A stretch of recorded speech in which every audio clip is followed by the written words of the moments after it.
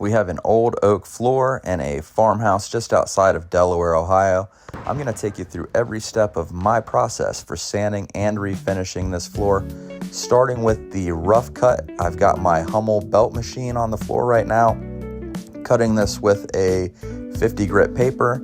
As you can see, the floor looks very rough after this, hence the name Rough Cut. Next, I'll bring in the hyper grinder. This will get us much closer to the edges. I like to throw a coarse grit on my discs for this. I believe I'm running 36 grit to do the edge work with, and it makes very light work of this part of the process. We'll also run the hyper grinder for most of our intermediate sanding as well.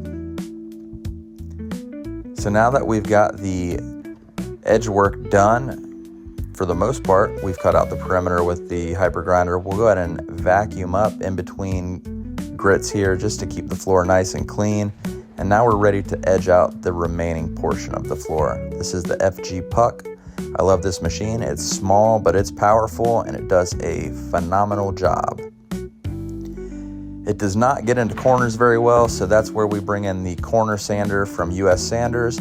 I like to hook this machine up to my Festool vacuum, and it will get me into corners and hard to reach places like this.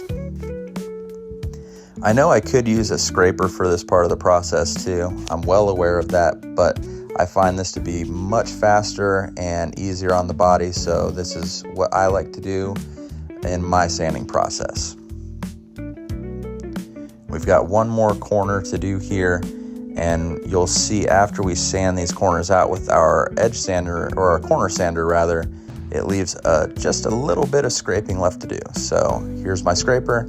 I got this from US Sanders as well, and it's my favorite scraper of all time. It's the only one I use, actually. Now that that's done and out of the way, we'll go ahead and do our final sanding around the perimeter with our Festool Rotex machine, and this just helps us get all of those edge scratches out. Now we'll blend it up with our buffer and our multi-head attachment here. I run mesh on everything after 100 grit, and it does a great job blending the edges with the field. You can see here I'm knocking down my samples I put down for my clients, but I'll go ahead and run this over the entire floor. Once that's done, we will run the Tampico brush on the floor. This gets the fine dust out of the cracks and out of the grain, and you can see once you turn the vacuum on, it does a great job. And look at that, it's absolutely beautiful. I love the look of a freshly brushed floor. Now this floor is ready to coat. This particular floor will be putting down 2 coats of Game Time Omni oil-based sealer, and this is what it looked like after those 2 coats. Very shiny and ready to be buffed down. So we'll use a 3M surface prep pad, and I like to put 180 grit discs on that surface prep pad. This does a great job for intercoat abrasion. Here you can see me buffing that down, and this will prep this surface for our finish coat.